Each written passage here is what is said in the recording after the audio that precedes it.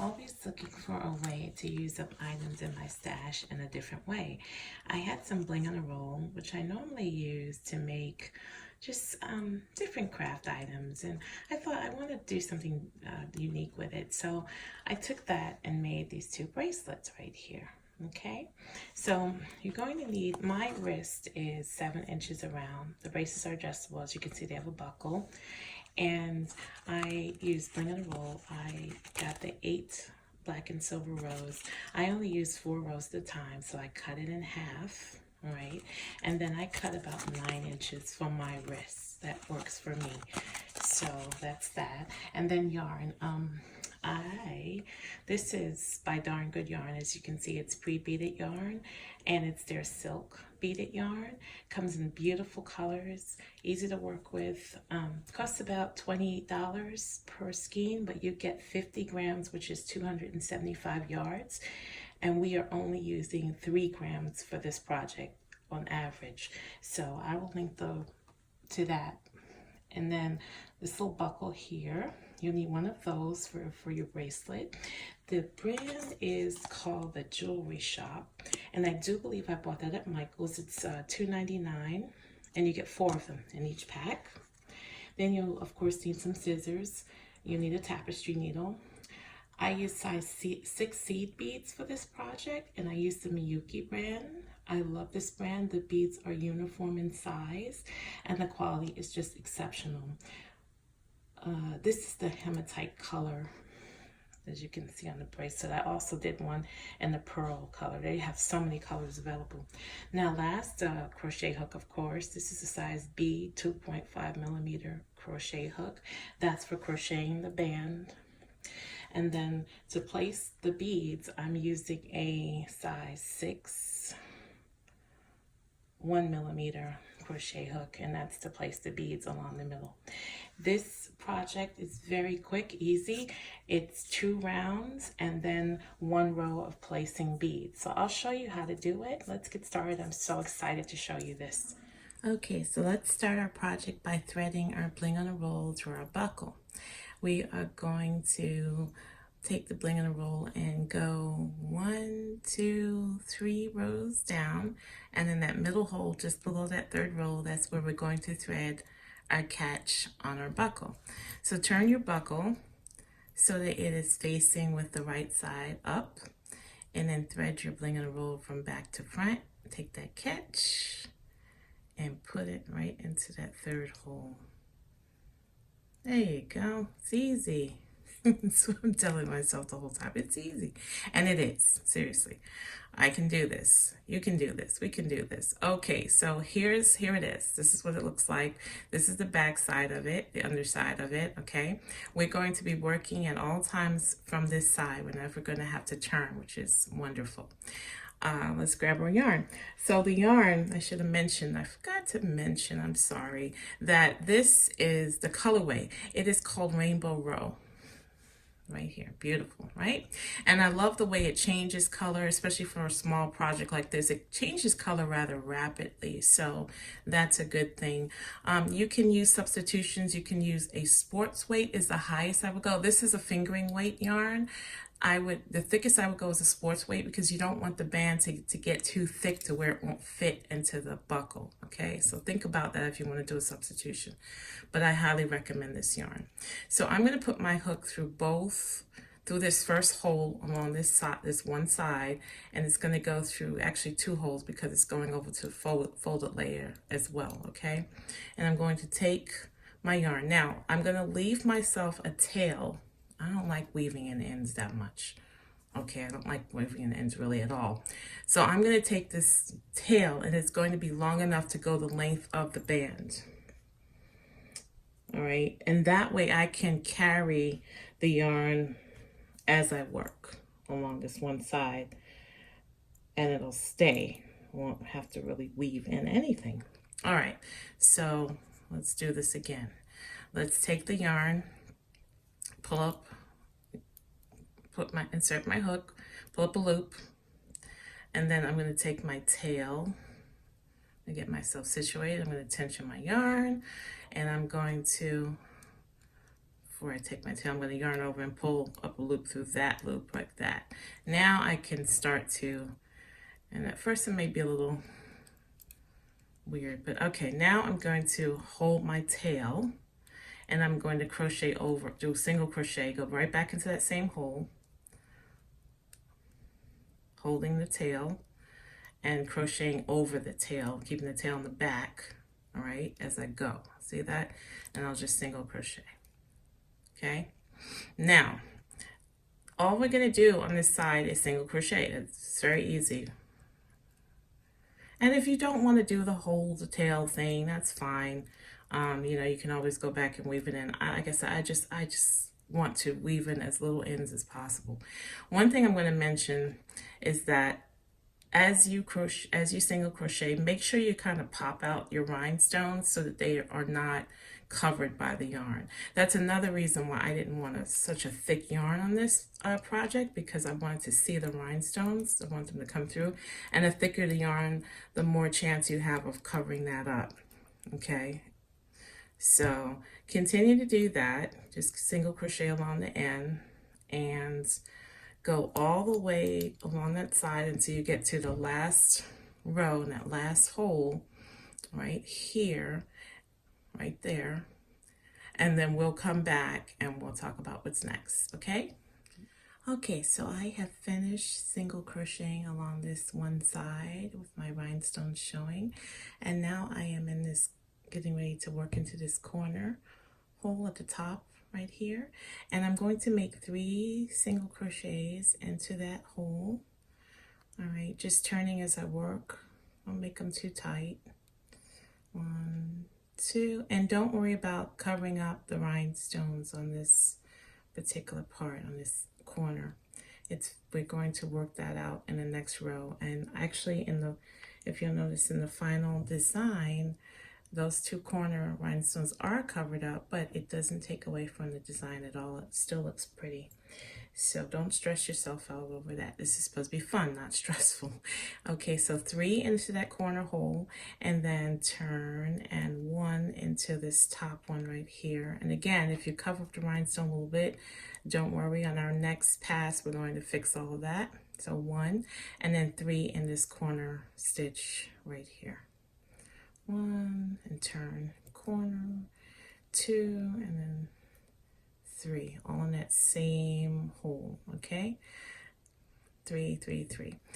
So continue single crocheting down the opposite side until you get to the end. You want to reach at the hole directly across from where you started. So right there, okay? And then we will do the next round. Made my single crochets all along both sides of the band. Did I not tell you how pretty these colors are? And they are, aren't they? So, all right, we're going to do a nice finished edge to this band by doing reverse single crochet. So, or also known as crab stitch. So normally in crochet, we work from right to left. In this case, we're working from left to right. So let's start. Chain 1. I'm going to skip this first stitch, and I'm going to crab stitch or reverse single crochet into the stitch to the right of it. So put your hook into that stitch, yarn over, and then pull up a loop. And there's a twisting, as you can see, to that. And then yarn over, pull through 2 loops. Let's do that again. I'm going to put my hook into that next stitch to the right. Yarn over, pull up a loop, and I'm kind of twisting it. Yarn over, pull through 2 loops. Let's do that again. Insert your hook, yarn over, pull up a loop, twist it, yarn over, pull through 2 loops. And see, that gives it that, can you see that nice twist that it gives it? It's so pretty. So continue to do that along the entire bands. When you get to the corner, don't add any stitches, just crochet into the stitches that, crab stitch into the stitches that you already have, and then come all the way around to this part here. skip this last stitch right here, and then we will talk about our final step to this piece, okay? As you can see, I've crab stitched all around. At the tip here, we didn't need to increase again for the stitches because the crab stitch, as you can see, it has some stretch to it, and so it really opens up the work here, and it compensates so that we didn't have to add any more stitches to turn the corner like we did in the first round. So yeah, see how pretty that is? So we're down to this stitch right here, and what I'm going to do is actually take my hook out of the loop, put it into that last stitch. It's actually the first stitch that we did, but the last stitch of this crab stitch round, and just pull that, insert my yarn into the loop, into the stitch, into the loop, and then just pull the loop through the stitch, just like that. That's all I'm going to do. All right, and I'm going to pull up my yarn a little bit. I want to reposition my yarn so that it is in this middle part right here, because that's where I'm going to be adding beads. So you are welcome to cut your yarn at this point. I don't feel it's necessary. Like I said, the less ends, the better for me, and it doesn't make that big of a difference on the underside of the project to do it this way. And that way I'm not cutting my yarn, I'm not having to weave in yet another end, and everything stays together. I'm not worried about pieces coming apart. So there we go. I've repositioned my yarn, and I'm going to surface chain stitch at this point so that I can add the beads. Okay, that's the technique we're going to be using. So I'm going to switch to my smaller hook. This is a 1mm, I'll get it in there for you, number 6 1mm hook, and then my beads are seed beads. They're number 6 seed beads, and they fit perfectly, as you can see, onto this 1mm hook. So take a bead, put it on the hook. I'm going to slide it onto that loop, and I'm going to make sure that I don't stitch too tightly. Okay, so I'm going to go right into that next hole and do a slip stitch, pull up a loop, and then pull it through the other loop. It's that simple. That's one slip stitch. I'm going to do 3 between each bead. So that's 2, and then one more 3. Okay, 3 slip stitches on the surface. So here's my next loop. I'm going to take another bead and put the bead on the hook, slide it onto that loop like that very easily, and then do my 3 slip stitches. So 1, next hole, and this is right down the middle, 2, and then 3. I love this way of placing beads because you have control over where, like, let's say I don't like these colors. If I had pre-strung them, then I would have to just restring them again, perhaps cut the yarn. I can try out different things and see whether I like them or not. So I'm actually liking the way this is coming out, especially with the yarn changing to pink at this point. This looks really pretty. I'm going to continue doing this, just adding my beads on there. And you do the same, and then we'll meet up and we'll talk about finishing the project, how we are going to weave in the ends, that type of thing. Because I find it helpful, you know, when I actually show people how I weave in ends, instead of saying, oh, weave in the ends, you're done. And, you know, if you don't know how to do that, that may not make any sense to you. So we'll meet up and then we'll weave in the ends together, okay? And I have a loop. I'm going to pull that loop, pull the strand so that the tail, I've left myself on a 6 to 8 inch tail, okay? Probably overkill, but better safe than sorry. Thread my needle, my bent tapestry needle, and you want one that accommodates the yarn size. So you don't want one that's too big, and obviously one that's not too small. This is about the right size for this yarn. And I'm going to take that to the back of the work.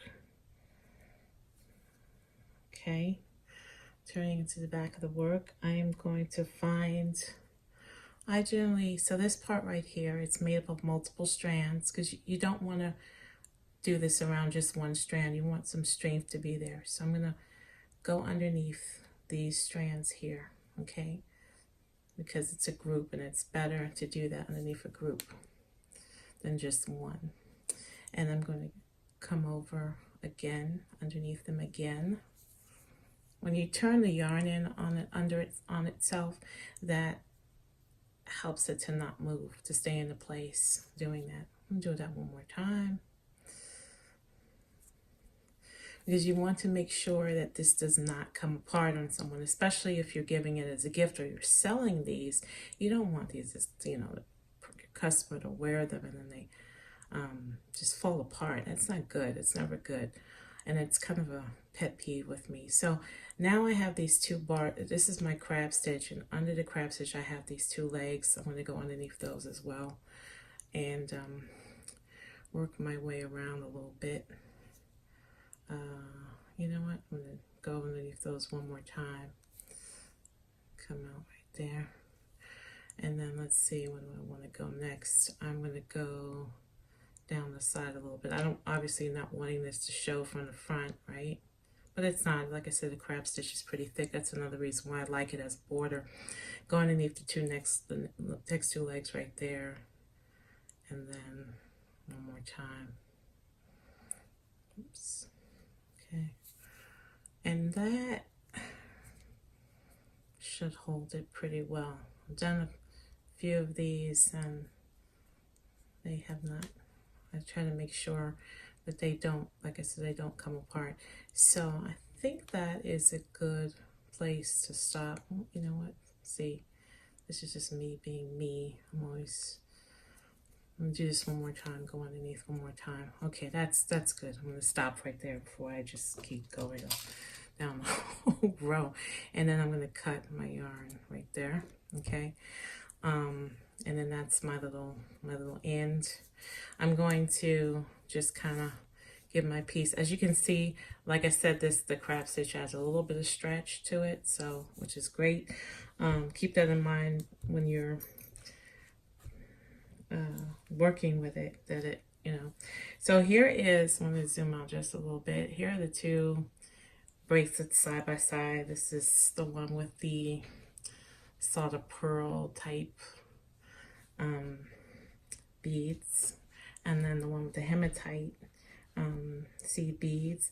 And they're both beautiful. They give like a slightly different look, but I love both of them. This is a little bit more, I guess, subtle because it's closer to the colors in the background, but it's just, both of them are beautiful. If you're making these to sell, please take into consideration your resources and your time. I always tell makers that, you know, just don't account for your oh, I spent whatever to make it, and not account for how much time it took you. It's a fairly quick project, so, you know, especially once you get the hang of it. But that's all for today.